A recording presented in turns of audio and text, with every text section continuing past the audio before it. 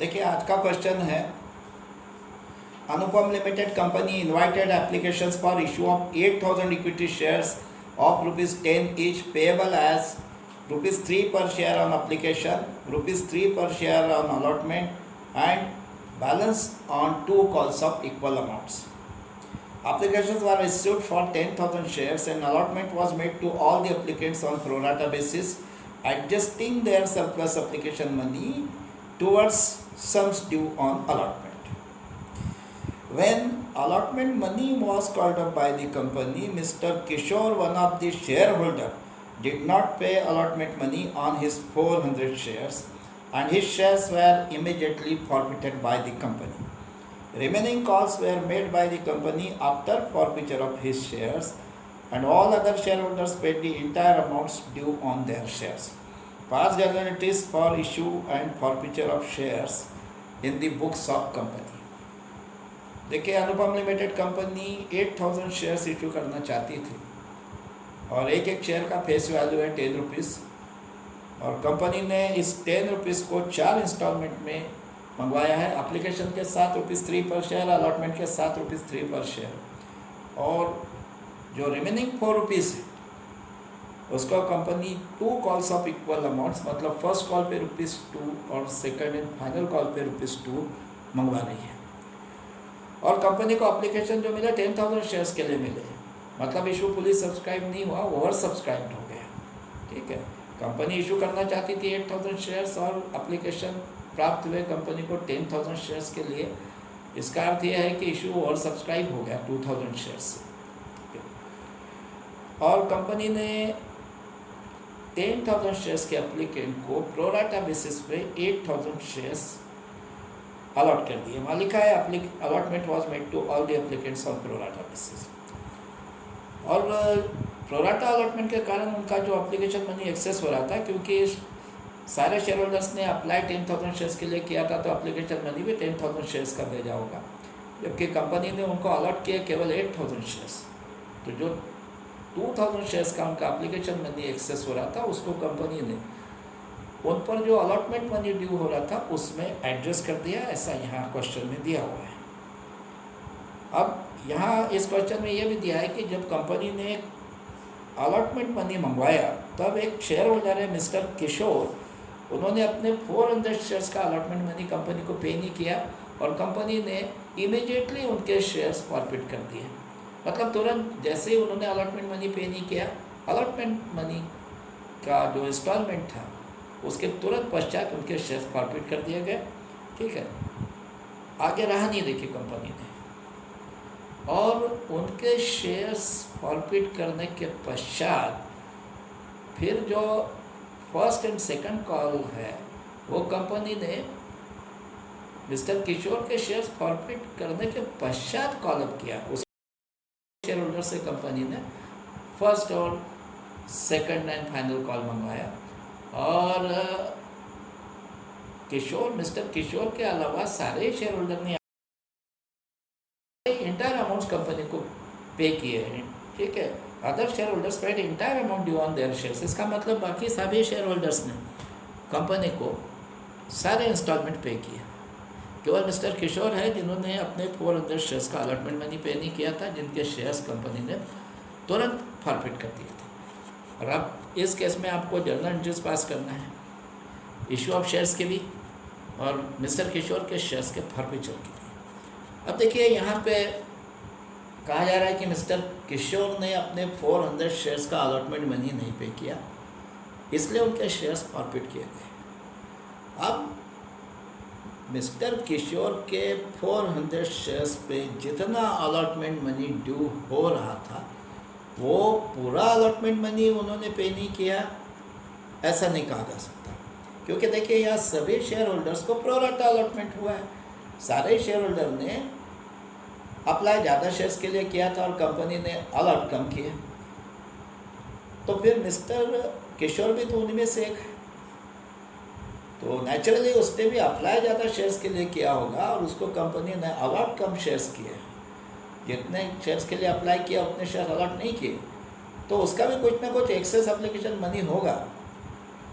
जो उस पर ड्यू होने वाले अलॉटमेंट मनी में ऑलरेडी कंपनी एडजस्ट कर चुकी थी, क्योंकि सारे शेयर होल्डर्स का एक्सेस एप्लीकेशन मनी जो प्रोराटा अलॉटमेंट के कारण हो गया था, उसे क्वेश्चन में दिया है कि कंपनी ने सभी शेयर होल्डर पे जो अलॉटमेंट मनी ड्यू हो रहा था उसमें एडजस्ट किया है, तो निश्चित रूप से मिस्टर किशोर का भी कुछ एक्सेस एप्लीकेशन मनी रहा होगा जो उस पर ड्यू होने वाले अलॉटमेंट के अमाउंट में पहले से एडजस्टेड था। तो ऐसा समझिए कि जितना उसका एक्सेस एप्लीकेशन उस सीमा तक तो अलॉटमेंट मनी उसका ऑलरेडी रिकॉर्ड हो गया था, और जो बचा हुआ अलॉटमेंट मनी उसके तरफ से आना शेष था वो नहीं आया, वो उसने नहीं भेजा। तो पहले तो हमें ये देखना होगा कि वो बचा हुआ अलॉटमेंट मनी कितना है जो उसके तरफ आना शेष था, मतलब उसका excess application money allotment money में एडजस्ट करने के बाद कितना अलॉटमेंट मनी उसके तरफ से आना शेष था जो नहीं आया। इसका हमें पहले कैलकुलेशन करना होगा, और फिर ये देखना होगा कि यदि उसका कुछ अलॉटमेंट मनी नहीं आया है तो फिर बैंक अकाउंट में जब अलॉटमेंट मनी आया है बाद में, जब कंपनी अलॉटमेंट वाला कॉल मंगा रही है, उस समय जब बैंक अकाउंट में अलॉटमेंट मनी आया तो उस समय कितना अमाउंट आया, ये कैलकुलेशन करने के बाद ही हम जर्नल एंट्रीज कर पाए। तो देखिए मैं वो कैलकुलेशन यहाँ शुरू कर रहा हूँ। सबसे पहले हम ये देखेंगे कि इस मिस्टर किशोर का कितना एक्सेस एप्लीकेशन मनी होगा जो इस पर ड्यू होने वाले अलॉटमेंट मनी में ऑलरेडी एडजस्टेड है।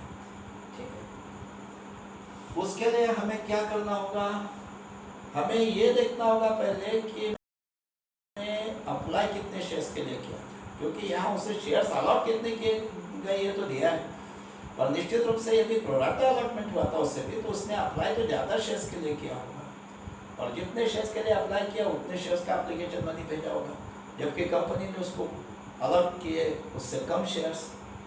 ठीक है, तो फिर कितने शेयर्स के लिए उसने अप्लाई किया था, मतलब कितने शेयर्स का एप्लीकेशन मनी भेजा था, ये हमें पहले जानना होगा, तभी हम ये देख पाएंगे कि उसका एक्सेस एप्लीकेशन मनी कितने शेयर्स का था जो ऑलरेडी अलॉटमेंट मनी में एडजस्ट है। अब उसने कितने शेयर्स के लिए अप्लाई किया था ये कैसे याद करेंगे, यहाँ तो केवल ये बताया है कि उससे 400 शेयर्स अलॉट किए थे कंपनी ने, जब यहाँ कहा गया है कि उसने अपने 400 शेयर्स पे अलॉटमेंट मनी नहीं पे किया, इसका मतलब कंपनी ने उसको अलॉट 400 शेयर्स ही किए थे, अब उसने अप्लाई कितने शेयर्स के लिए किया होगा, तो उसका कैलकुलेशन कुछ इस तरह से किया जाएगा।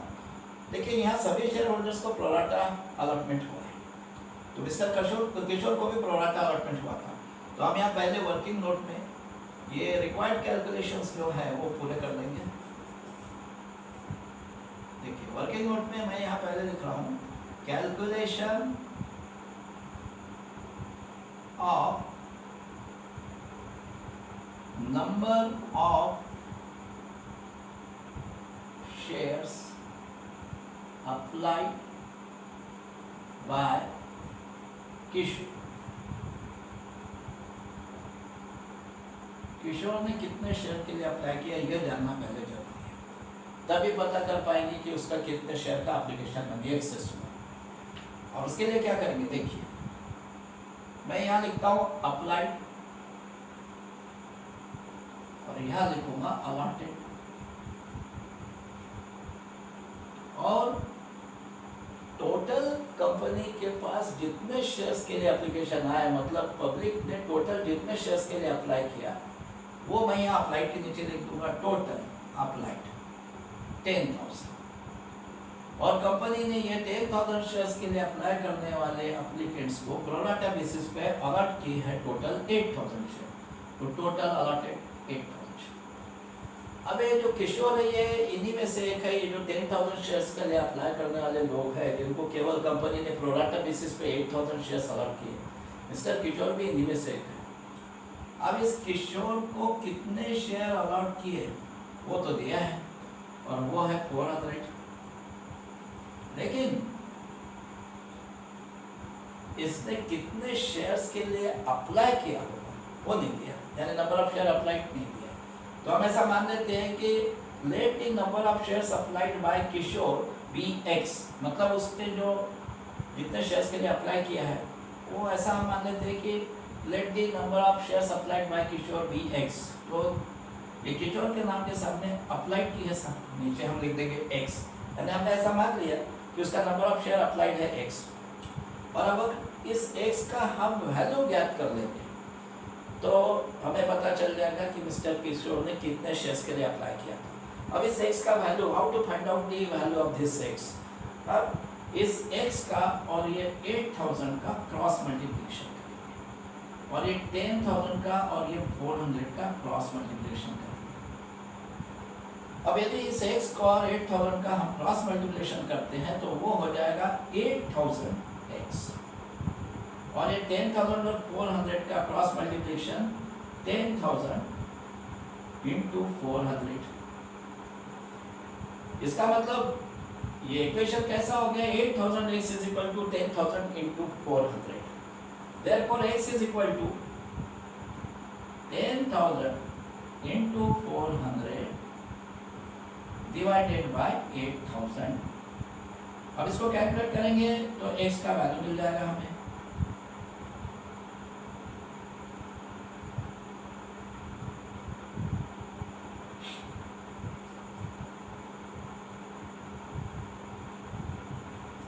देखिए ये आ रहा है 500।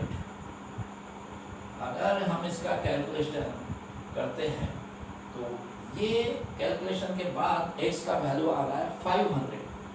इसका मतलब x का वैल्यू यदि 500 आ रहा है, इसका मतलब हमने x किसको एज्यूम किया था, number of shares applied by mister Kishore sir. ठीक है, x हमने ऐसा एज्यूम किया था कि it is number of share applied by mister Kishore. तो अगर इसका वैल्यू 500 आ गया, इसका मतलब मिस्टर किशोर ने 500 शेयर्स के लिए अप्लाई किया था। ठीक है, अब उसका एक्सेस एप्लीकेशन मनी कैसा पता करेंगे। यदि उसने 500 शेयर्स के लिए अप्लाई किया था तो निश्चित है कि एप्लीकेशन मनी भी 500 शेयर्स का भेजा था, पर कंपनी ने केवल 400 शेयर्स उसको अलॉट किए, तो फिर 100 शेयर्स का उसका एप्लीकेशन मनी एक्सेस हो गया था। वो कैसा निकालेंगे, देखिए यहाँ मैं लिखता हूँ। चलिए मैं इसको अभी ये कैलकुलेशन आप देख लीजिए एक बार। इसमें मैंने मिस्टर किशोर का नंबर ऑफ शेयर अप्लाइड किस तरह निकाला है, ठीक है, वो आप एक बार ध्यान से देख लीजिए। ये कैलकुलेशन में से स्क्रीन पर भी बताया जाएगा आपको, एंट्रीज जहाँ बताई जा रही है वहाँ पे। अब मैं आगे मिस्टर किशोर का एक्सेस एप्लीकेशन मनी का कैलकुलेशन करूँगा। अब ये तो हमने देख लिया कि उसने 500 शेयर के लिए अप्लाई किया था, उसका नंबर ऑफ शेयर अप्लाइड है 500।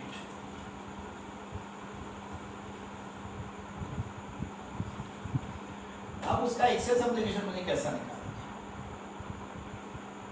Access application money of Kishore is equal to, यहाँ ब्रैकेट में मैं लिखूंगा 500 शेयर्स माइनस 400 शेयर्स, और इस पूरे ब्रैकेट को हम मल्टीपल कर देंगे एप्लीकेशन मनी पर शेयर से, और वो कितना है, ₹3 पर शेयर। 500 शेयर्स माइनस 400 शेयर, इसका मतलब 100 शेयर्स का एप्लीकेशन मनी उसका एक्सेस हो गया था, और उसका अमाउंट कितना है ये पता करने के लिए उसको एप्लीकेशन मनी पर शेयर से मल्टीपल करना पड़ेगा। एप्लीकेशन मनी पर शेयर है ₹3, तो 100 इंटू ₹3, ₹300। तो इसका मतलब इस मिस्टर एक्स का excess application money, sorry mister Kishore का, नॉट एक्स का, इसका मतलब इस मिस्टर किशोर का एक्सेस एप्लीकेशन मनी ₹300 था। अब ये 300 उस पर जो अलॉटमेंट मनी ड्यू हो रहा था उसमें ऑलरेडी कंपनी एडजस्ट कर चुकी थी, तो फिर अलॉटमेंट मनी आना शेयर्स कितना था, अब वो भी कैलकुलेशन कर लेते हैं। मैं यहाँ पहले लिखूंगा टोटल अलॉटमेंट मनी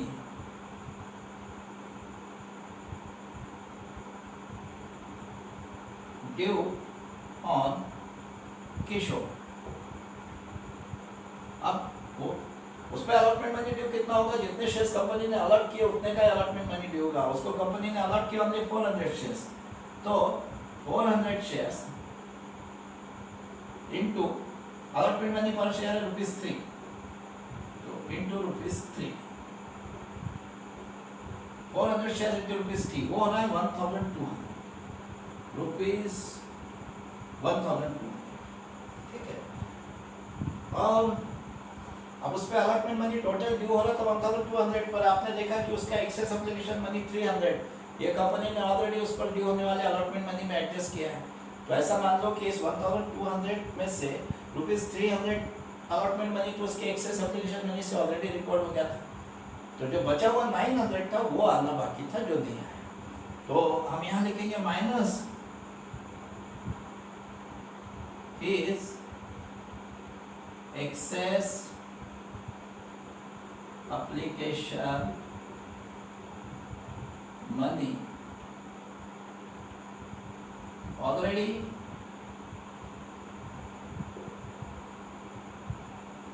adjusted ₹300, ₹1200 जो उस पे अलॉटमेंट मनी ड्यू हो रहा था उसमें से उसका excess application money 300 already adjusted था, तो उस पर अलॉटमेंट मनी जो आना बैलेंस था इट वाज ओनली ₹900, ठीक है।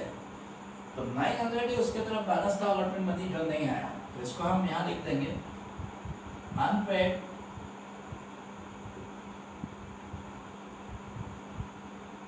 अलॉटमेंट मनी, मतलब 900 अलॉटमेंट मनी अनपेड है मिस्टर किशोर का। तो अब सारे शेयर होल्डर्स के तरफ से जब बैंक अकाउंट में अलॉटमेंट मनी आया तो उसमें मिस्टर किशोर का 900 नहीं आया, तो फिर अलॉटमेंट मनी उसमें आया कितना, चलिए उसका भी कैलकुलेशन कर लेते हैं।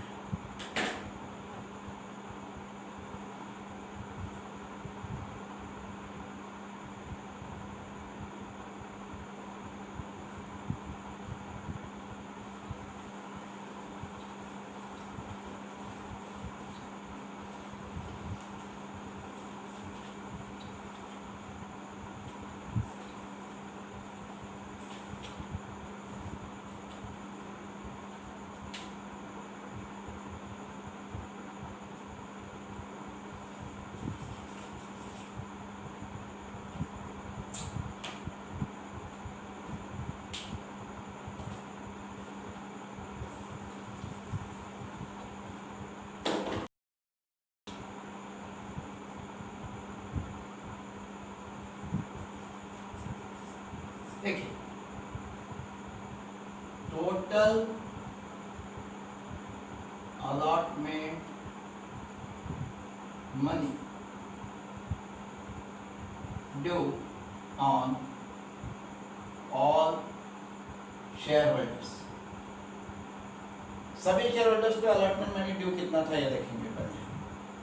Total allotment money due on all share holders, अब देखिए कंपनी ने कुल मिला के 8000 शेयर इशू किए हैं और अलॉटमेंट मनी पर शेयर है ₹3, तो 8000 शेयर्स इंटू ₹3,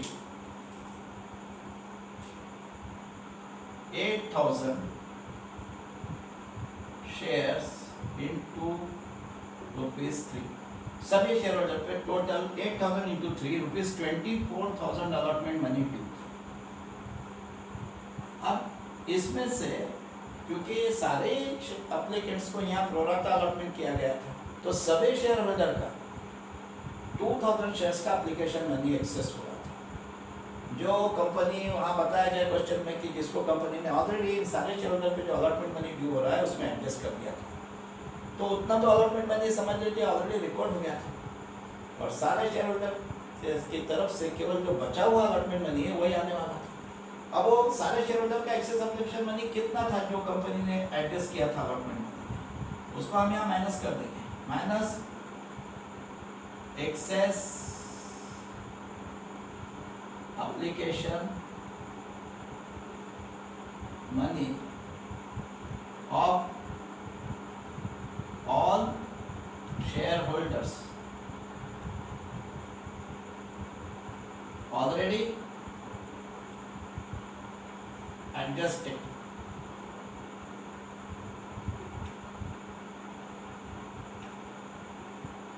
already देखिए 2000 शेयर्स का एप्लीकेशन मनी एक्सेस हो रहा था, क्योंकि सारे शेयर होल्डर ने 10,000 शेयर्स का एप्लीकेशन मनी भेजा था और कंपनी ने उनको 8,000 शेयर्स अलॉट किए।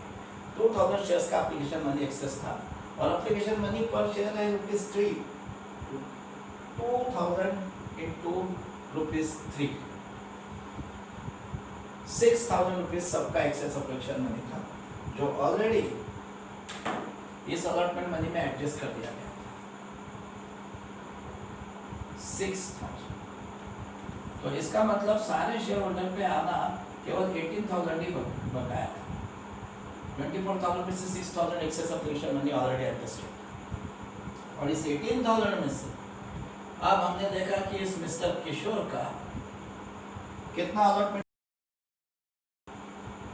900 रुपीज उसका नहीं आया। उस पर टोटल ड्यू हो रहा था अलॉटमेंट मनी, उसके 400 शेयर पे 1200, उसमें से उसका excess application money 300 already adjusted था, तो 900 उसके तरफ अलॉटमेंट मनी आना बाकी था जो नहीं आया। तो इस 18,000 में से मिस्टर किशोर का 900 नहीं आया, तो फिर कितना आया बैंक अकाउंट में? तो यहाँ माइनस कर दिए, माइनस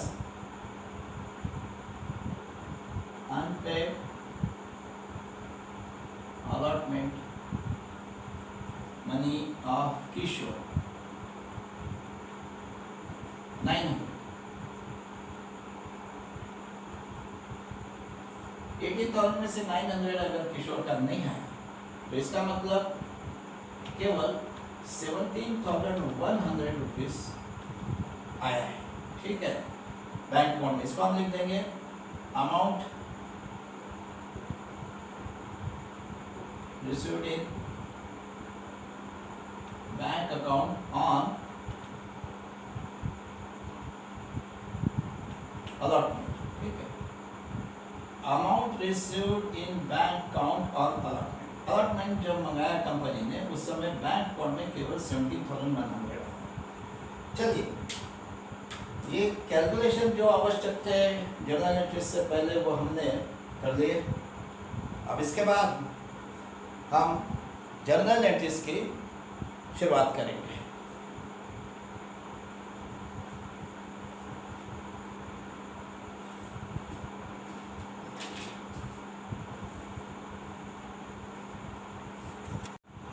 देखिए, अब आज के इस क्वेश्चन की हम जर्नल एंट्रीज आरंभ करते हैं। आपको पता है कि जब सबसे पहले एप्लीकेशन मनी कंपनी के बैंक अकाउंट में आता है तो एंट्री कैसे होती है? Bank account debit to share application account, और इस एंट्री का अमाउंट कितना होगा? अब देखिए, जितना एप्लीकेशन मनी कंपनी के बैंक अकाउंट में आया है वो इस एंट्री का अमाउंट होगा। अब एप्लीकेशन मनी कितना है? दरअसल एप्लीकेशन 10,000 शेयर्स के लिए आया कंपनी के पास, तो एप्लीकेशन मनी भी फिर 10,000 शेयर्स का आया, और एप्लीकेशन मनी पर शेयर था ₹3। अब पर शेयर यदि एप्लीकेशन मनी ₹3 था और 10,000 शेयर्स का एप्लीकेशन मनी आया है, तो फिर 10,000 इंटू ₹3, 30,000 इस एंट्री का अमाउंट होगा। तो bank account debit 30,000 to equity share application account 30,000। ये हो गई एप्लीकेशन मनी के बैंक अकाउंट में रिसीव मनी की। अब ये सेकंड एंट्री इस एप्लीकेशन मनी को इक्विटी शेयर कैपिटल में ट्रांसफर किए जाने की एंट्री होती है। लेकिन अब क्योंकि ये एप्लीकेशन मनी 8,000 शेयर्स का नहीं है, ये कंपनी ने जितने शेयर अलॉट किए उसका नहीं है, ये 10,000 शेयर्स का है। कंपनी का इशू और सब्सक्राइब हो गया था, ये एप्लीकेशन मनी 10,000 शेयर्स का है, तो ये entire application money share capital में ट्रांसफर नहीं हो सकता। आप जानते हो शेयर कैपिटल में तो जितने शेयर्स कंपनी ने अलॉट किए मतलब 8,000 शेयर का ही एप्लीकेशन मनी शेयर कैपिटल में ट्रांसफर हो सकता है। ये एंटायर 30,000 ट्रांसफर नहीं हो सकता। इसमें कुछ एक्सेस एप्लीकेशन मनी है जो प्रोराटा अलॉटमेंट के कारण हुआ है, और वो एक्सेस एप्लीकेशन मनी तो कंपनी क्या करना चाहती है? अलॉटमेंट मनी में एडजस्ट करना चाहती है। ठीक है, तो ये 30,000 पूरा शेयर कैपिटल में ट्रांसफर नहीं होगा, इसमें से केवल 8000 शेयर का एप्लीकेशन मनी तो इक्विटी शेयर कैपिटल अकाउंट में क्रेडिट कर दिया जाएगा, मतलब इक्विटी शेयर कैपिटल में ट्रांसफर होगा। और जो एक्सेस एप्लीकेशन मनी हम कैलकुलेशन करते समय देख चुके कि सारे शेयर होल्डर का 16,000 रुपीज़ एप्लीकेशन मनी एक्सेस हो रहा था, ठीक है, सॉरी 16,000 नहीं, सारे शेयर होल्डर का 6,000 रुपीज़ एप्लीकेशन मनी एक्सेस हो रहा था, ठीक है। वो 6,000 किस तरह से, सारे शेयर होल्डर ने 10,000 शेयर्स के लिए अप्लाई किया था, मैंने एप्लीकेशन मनी 10,000 शेयर्स का भेजा था, कंपनी ने अलॉट किए ओनली 8,000 शेयर्स, 2,000 शेयर्स का एप्लीकेशन मनी उनका एक्सेस था, और एप्लीकेशन मनी पर शेयर है ₹3, तो 2,000 शेयर्स का 2,000 × 3, ये 6,000 का जो उनका एक्सेस एप्लीकेशन मनी था वो इक्विटी शेयर अलॉटमेंट अकाउंट में क्रेडिट करेंगे। तो इस 30,000 में 6,000 एक्सेस एप्लीकेशन मनी भी है, वो तो शेयर कैपिटल में नहीं जाएगा, वो इक्विटी शेयर अलॉटमेंट अकाउंट में ट्रांसफर क्रेडिट किया जाएगा। और 30,000 में से जो 8,000 शेयर्स का एप्लीकेशन मनी है, 8,000 शेयर्स इंटू ₹3, एप्लीकेशन मनी ₹3 था पर शेयर, तो अलॉटेड शेयर्स जो है, नंबर ऑफ शेयर अलॉटेड 8,000, उनका application money 8,000 into ₹3, 24,000 equity share capital account में क्रेडिट। देखिए पहले तो एक काम करना पड़ेगा कि इसको इक्विटी शेयर एप्लीकेशन अकाउंट को प्रेस, यहाँ हमने फर्स्ट एंट्री में यदि 30,000 से क्रेडिट किया है, तो सेकंड एंट्री में उसको इक्विटी शेयर एप्लीकेशन अकाउंट में डेबिट करके रिवर्स कर देंगे। पहले क्रेडिट किया है, अब डेबिट करेंगे। तो पहले equity share application account debit, जितने अमाउंट से यहाँ पहले एंट्री में क्रेडिट किया उतने अमाउंट से यहाँ उसको डेबिट कर देंगे 30,000। और इसमें से जैसा मैंने बताया, कंपनी ने जितने शेयर्स अलॉट किए 8,000 शेयर्स, उनका एप्लीकेशन मनी 8,000 शेयर्स इंटू ₹3, 24,000, उसको इक्विटी शेयर कैपिटल में क्रेडिट करें। 2 इक्विटी शेयर कैपिटल अकाउंट 24,000, और जो एक्सेस एप्लीकेशन मनी है 6,000, जिसके बारे में मैं पहले बता चुका हूँ, वो अलॉटमेंट में एडजस्ट करना है, अलॉटमेंट वाले अमाउंट में एडजस्ट करना है, तो उसको अभी से इक्विटी शेयर अलॉटमेंट अकाउंट में क्रेडिट करेंगे। 2 इक्विटी शेयर अलॉटमेंट अकाउंट 6,000। तो देखिए ये एंट्री कंप्लीट हो गई।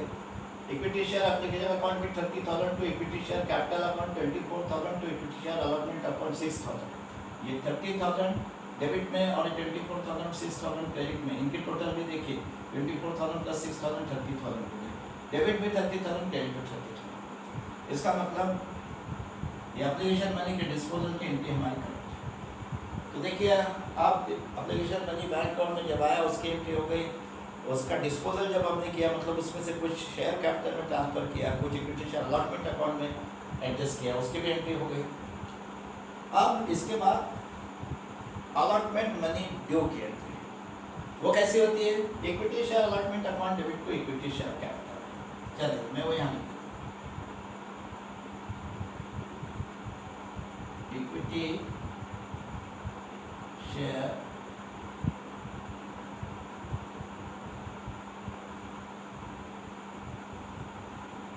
Allotment account, equity share allotment account debit to equity share capital. अब इसका अमाउंट कितना होगा? जितना अमाउंट अलॉटमेंट मनी का सारे शेयर होल्डर पे ड्यू है वो इस एंट्री का अमाउंट होगा।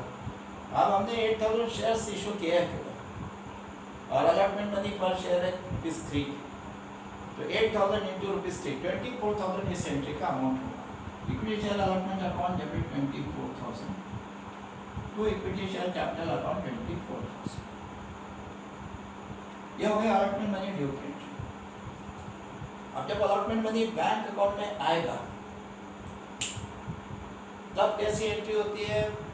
Bank account debit to equity share allotment account, और उस एंट्री का अमाउंट जितना वास्तव में बैंक में अलॉटमेंट मनी आया है बाद में, जब कंपनी ने अलॉटमेंट वाला इंस्टॉलमेंट कॉल अप किया, उसके बाद जब अलॉटमेंट मनी आया बैंक अकाउंट में, उस समय जितना अमाउंट अलॉटमेंट मनी का वास्तव में आया है वो इस एंट्री का अमाउंट होगा जो एंट्री हम करने जा रहे हैं। और उसका कैलकुलेशन हम पहले कर चुके हैं।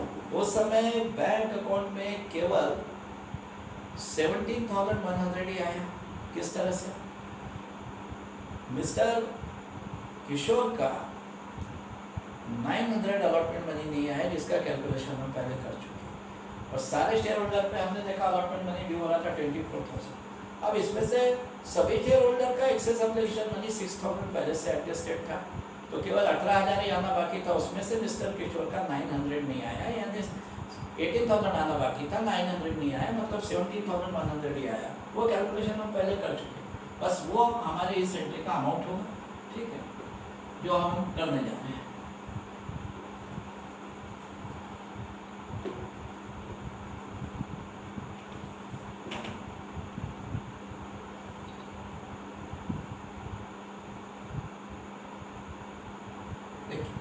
बैंक अकाउंट डेबिट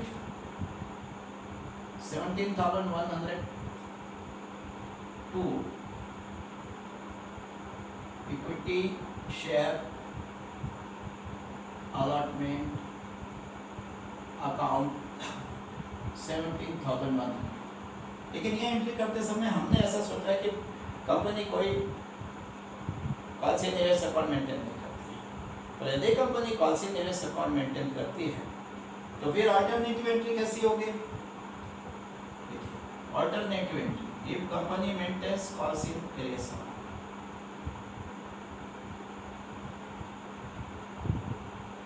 उस अल्टरनेटिव एंट्री में भी बैंक अकाउंट को तो इतने अमाउंट से डेबिट करेंगे। Bank account debit 17,100। लेकिन ये जो 900 का किशोर का अनपेड अलॉटमेंट मनी है, उसको कंपनी कॉल्सिनियस अकाउंट में डेबिट करेगी। तो कॉल्सिन एरियस अकाउंट डेबिट 900 और इक्विटी शेयर अलॉटमेंट अकाउंट को इनके दोनों के अगेंस्ट में 18,000 से क्रेडिट कर देंगे।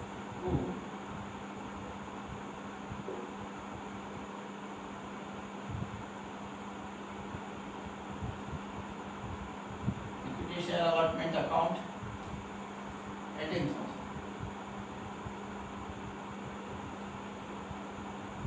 अब ये अलॉटमेंट मनी के बैंक अकाउंट में रिसीव होने की एंट्री दोनों दृष्टि से कर दिया मैंने। यदि कंपनी कॉल्सिनियस अकाउंट मेंटेन करती है तो ऐसी एंट्री होगी, नहीं करती है तो ऐसी होगी।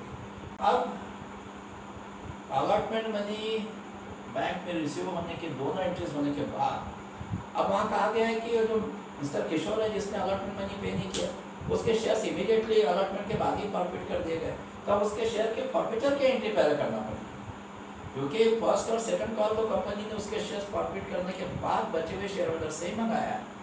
अब उसके शेयर की फॉरफिटर की एंट्री कैसे होगी? देखिए, आपको पता है कि फॉरफिचर किसी के शेयर्स फॉरफिट करते समय सबसे पहला काम क्या करते हैं? इक्विटी शेयर कैपिटल अकाउंट को डेबिट करते हैं। और किस अमाउंट से?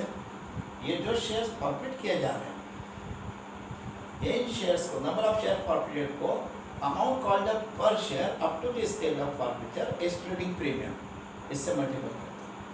Number of share forfeited multiplied by amount called up per share up to the stage of forfeiture excluding premium. मतलब जिस स्टेज पे फॉरफिचर हो रहा है, जैसे यहाँ अलॉटमेंट वाले इंस्टॉलमेंट के बाद फॉरफिचर हो रहा है, अलॉटमेंट मनी कंपनी मंगवा चुकी है, उसके बाद शेयर्स पर जब अलॉटमेंट मनी बैंक अकाउंट में नहीं आया कुछ होगा, उसके बाद शेयर फॉरफिट किया जा रहा है, यानी स्टेज ऑफ फॉरफिचर है अलॉटमेंट। तो अलॉटमेंट के इंस्टॉलमेंट तक कंपनी हर शेयर पे कितना अमाउंट मंगवा चुकी है, उसको कहा जाएगा amount called up per share up to the stage of forfeiture. और उसमें कुछ अगर प्रीमियम इंक्लूड है तो वो एक्सक्लूड कर देना पड़ेगा। अब यहाँ शेयर्स का प्रीमियम पे इशू ही नहीं हो रहा है, तो प्रीमियम उसमें कुछ इंक्लूड है नहीं। तो चलिए, अलॉटमेंट के स्टेज तक कंपनी पर शेयर कितना कॉल कर चुकी है हर शेयर पे? तो एप्लीकेशन पे 3 रुपीज़ कॉल कर चुकी है, अलॉटमेंट वाले इंस्टॉलमेंट पे भी 3 रुपीज़ कॉल कर चुकी, तो टोटल 6 रुपीज़ कॉल कर चुकी। तो पर शेयर ₹6 ये कॉल्ड अप मनी है, और हम शेयर्स फॉरफिट कर रहे हैं 400 किशोर को, तो number of shares forfeited 400 into 6, ये हो रहा है 2400। तो 2400 से इक्विटी शेयर कैपिटल अकाउंट को डेबिट कर दीजिए। Equity share capital account debit 2000। Equity share capital account में इसलिए डेबिट कर रहे हैं कि मिस्टर किशोर के 400 शेयर्स पर एप्लीकेशन और अलॉटमेंट के बाद, ये 2 इंस्टॉलमेंट कंपनी ने मंगाए जाने के बाद अलॉटमेंट के स्टेज का टोटल इसके 400 शेयर्स पे 2400 रुपीज कैपिटल अकाउंट में क्रेडिट किया था। देखिए इसका एप्लीकेशन मनी जो मिला था 3 रुपीज पर शेयर, वो भी कैपिटल अकाउंट में ट्रांसफर हो चुका था। जब सारे शेयर होल्डर का एप्लीकेशन मनी कैपिटल अकाउंट में ट्रांसफर किया तो इसके भी शेयर का एप्लीकेशन मनी कैपिटल अकाउंट में ट्रांसफर हो चुका था। 400 शेयर्स इंटू रुपीज 1200, और अलॉटमेंट मनी जो ड्यू हो रहा था इस पे 1200। वो जब कंपनी अलॉटमेंट मनी ड्यू की एंट्री कर रही थी उसी समय उसको इक्विटी शेयर कैपिटल अकाउंट में क्रेडिट कर दिया था कंपनी ने। सारे शेयर होल्डर पे जो अलॉटमेंट मनी ड्यू हो रहा था वो अलॉटमेंट मनी ड्यू की एंट्री करते समय कैपिटल अकाउंट में क्रेडिट कर दिया था। यानी इसके 400 शेयर्स का 1200 अलॉटमेंट मनी भी वो इक्विटी शेयर कैपिटल अकाउंट में ऑलरेडी क्रेडिट हो गया था।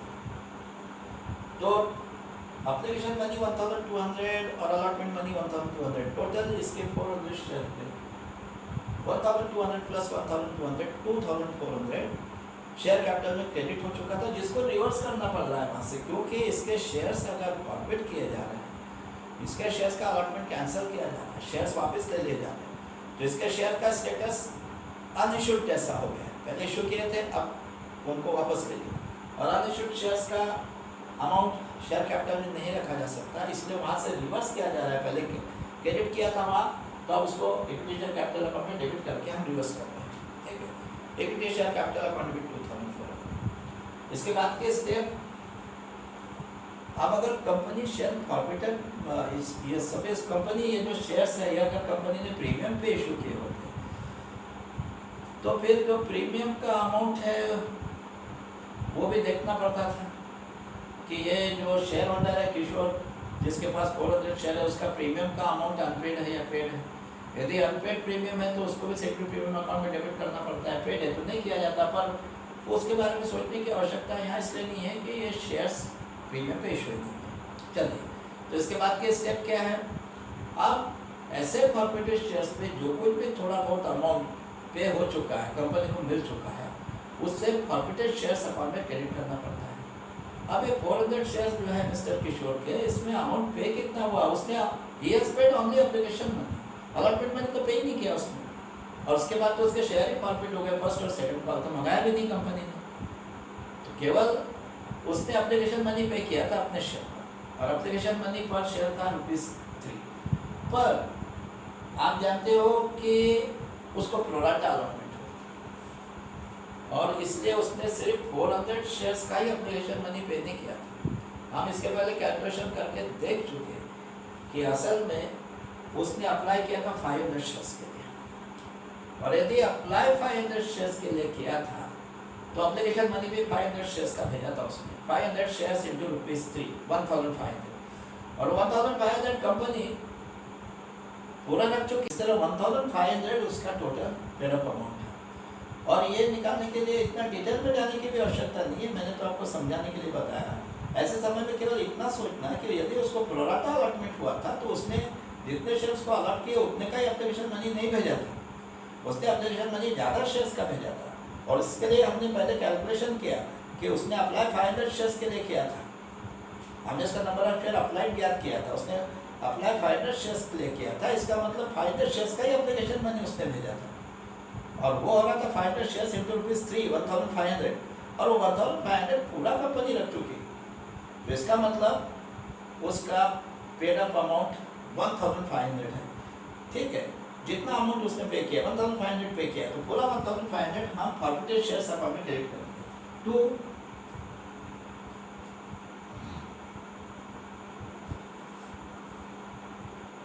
Forfeited shares account 1005। और जो अब आप इसके बाद की स्टेप क्या होती है कि जिस इंस्टॉलमेंट का जितना अमाउंट उसने नहीं भेजा, जितना अमाउंट अनपेड है, उतना अनपेड अमाउंट उसी इंस्टॉलमेंट अकाउंट में, जिस इंस्टॉलमेंट से वो रिलेटेड है उसी इंस्टॉलमेंट अकाउंट में क्रेडिट करना होता है। अब इसने अलॉटमेंट मनी नहीं भेजा है, तो अलॉटमेंट मनी इसका अनपेड है ₹900, तो उस 900 को allotment equity share allotment account में क्रेडिट कर दो। तो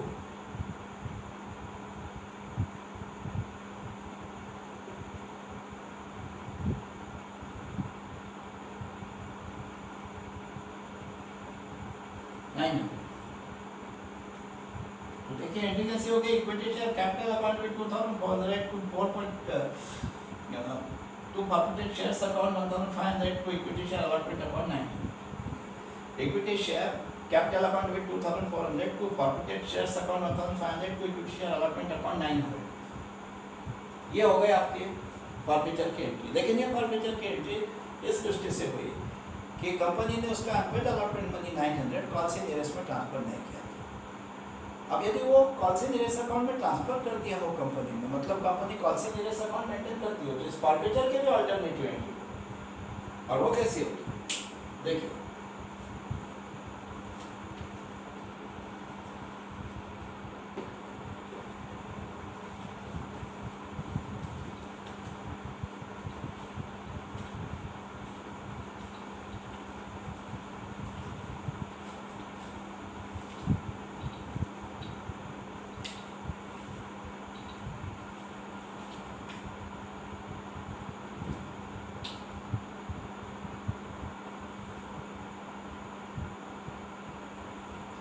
आप इक्विटी शेयर कैपिटल तो उतने अकाउंट से डेबिट होगा। इक्विटी शेयर कैपिटल अकाउंट जैसे इसके पहले की एंट्री में किया उतने अमाउंट से डेबिट होगा। Equity share capital account debit कितना 2400 और फॉर्फीटेड शेयर्स अकाउंट भी उतने अमाउंट से क्रेडिट होगा। तो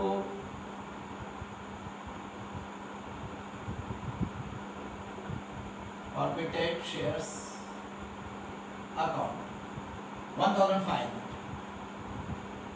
बस अब यहाँ फर्क इतना ही है कि वो 900 का अनपेड अलॉटमेंट मनी इसके पहले के एंट्री में आपने इक्विटी शेयर अलॉटमेंट अकाउंट में क्रेडिट किया था, पर अब उसको यहाँ कॉल से नियरेस्ट अकाउंट में क्रेडिट करेंगे, क्योंकि वो ऑलरेडी कॉल से नियरेस्ट अकाउंट में यदि कंपनी ट्रांसफर कर चुकी है तो वहाँ बैलेंस है डेबिट का।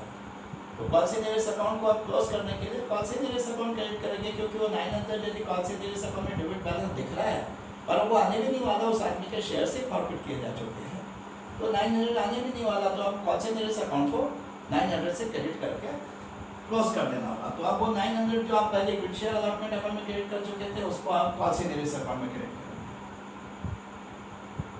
तो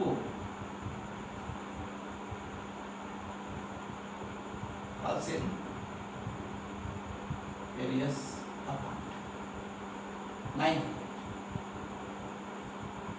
तो देखिए फॉर्फीचर की अल्टरनेटिव एंट्री कैसी होगी, equity share capital account debit 2400 to forfeited shares account 1500 to call से नियरेस्ट अकाउंट 900। ये अल्टरनेटिव एंट्री है फॉर्फीचर।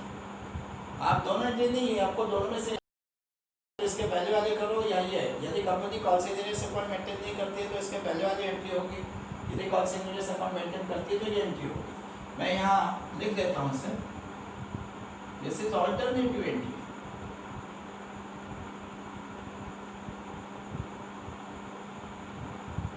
अल्टरनेटिव एंट्री है, ठीक है, तो मैंने अभी किया ये अल्टरनेटिव एंट्री है, ठीक है। अब इसके बाद यहाँ ठीक से जगह नहीं होने से आपको दिख नहीं रहा है, देखिए ये अल्टरनेटिव एंट्री है, उसको मैंने अंडरलाइन किया, दिस इज अल्टरनेटिव एंट्री। ये यहाँ मैंने हेडिंग दे दिया अल्टरनेटिव एंट्री, और ये इक्विटी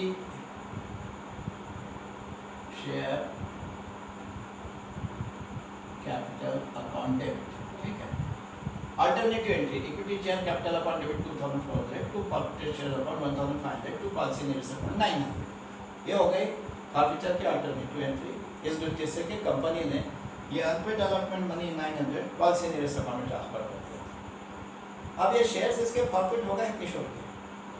अब इसके बाद कंपनी ने रिमेनिंग शेयर होल्डर से first and second call money भी मंगवाया, ठीक है। उसके पहले लेकिन किशोर के शेयर्स प्रॉफिट हो चुके थे। अब जब कंपनी फर्स्ट कॉल मनी मंगवाएगी तो फिर 8000 शेयर्स पे नहीं मंगवाएगी जितना कंपनी ने इशू किए थे, क्योंकि उसमें से मिस्टर किशोर के 400 शेयर्स तो प्रॉफिट हो गए, उनको तो कंपनी ने कैंसिल कर दिया, वो शेयर्स वापस ले लिए। अब उससे तो मंगा नहीं सकते उसके 400 शेयर्स का, तो फिर जो बचे हुए शेयर, ठीक है, बचे कितने 8000 में से 8000 इशू किए थे, उसमें से 400 प्रॉफिट हो गए, तो बचे हुए जो 7600 शेयर्स, केवल 7600 शेयर पे ही आप फर्स्ट कॉल मनी ड्यू होगा। अब फर्स्ट कॉल मनी ड्यू की एंट्री कैसी होती है? Equity share first call account debit, केवल 7600 शेयर पे फर्स्ट कॉल मनी ड्यू होगा। 400 शेयर्स तो प्रॉफिट हो गए, 8000 इशू किए थे कंपनी ने, उसमें से 400 प्रॉफिट हो गए। अब 7600 शेयर पे फर्स्ट कॉल मनी ड्यू कितना होगा? एक पर share 2 rupees first call money due, पर शेयर 2 रुपीस, तो 7600 शेयर का हो रहा है 15200, ठीक है। वो कैसा निकाला मैंने? 7600 into ₹2, 15200 rupees first and final call money due हो रहा है। Equity share first and final call नहीं, फाइनल कॉल तो सेकंड एंड फाइनल कॉल, केवल इक्विटी शेयर फर्स्ट कॉल, तो equity share first call account debit 15200। अब इसको इक्विटी शेयर कैपिटल अकाउंट में क्रेडिट भी कर देंगे, क्योंकि फर्स्ट कॉल मनी ड्यू की एंट्री तो ऐसी होती है।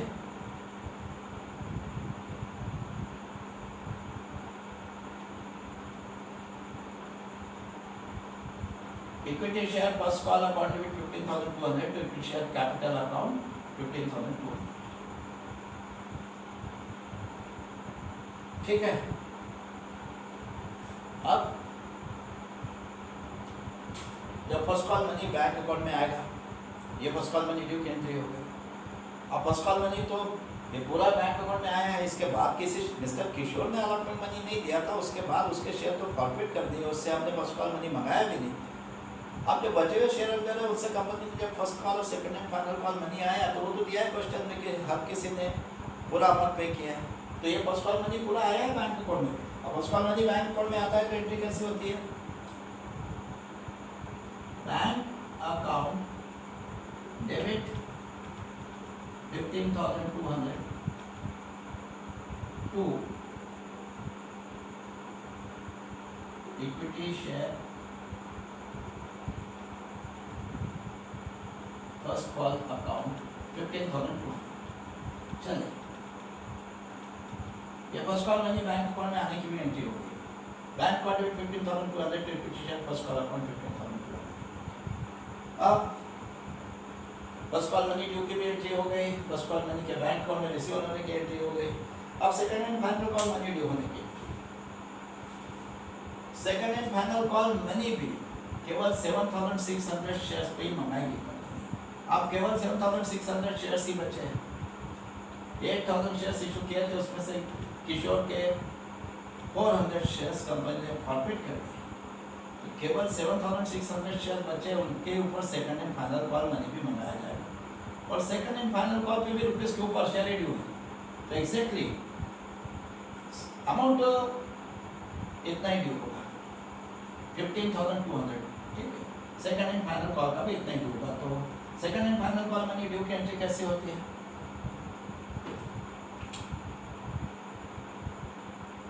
Equity share second and final call account में, equity share second and final call account debit, वही अमाउंट 15200, क्योंकि सेकंड एंड फाइनल कॉल पे भी पर शेयर ₹2 ड्यू है, और 7600 का वो हो रहा है 15200, ठीक है। तो equity share second and final call account 15200 to equity share capital account 15,000।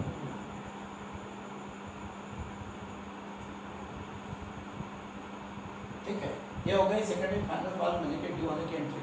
अब बैंक अकाउंट में जब ये मनी रिसीव होगा तो पूरा 15,200 आने वाला है, पहली बात हो चुकी, सारे शेयर होल्डर ने पे किया है। तो फिर बैंक अकाउंट में रिसीव होता है ये अमाउंट, तो कैसे एंट्री होती है? Bank account debit,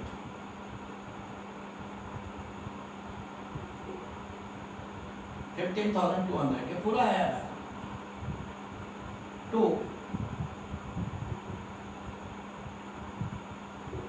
equity share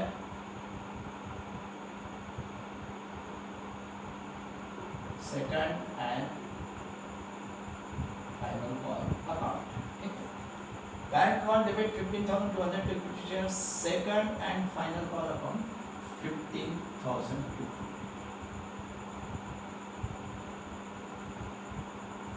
second and final call money के बैंक अकाउंट में रिसीव होने की एंट्री।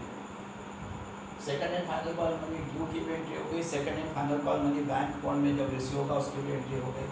ये लास्ट कॉल था, आज के शेयर्स के सारी एंट्रीज यहाँ पे समाप्त हो गई। ये क्वेश्चन यहाँ समाप्त हो गया।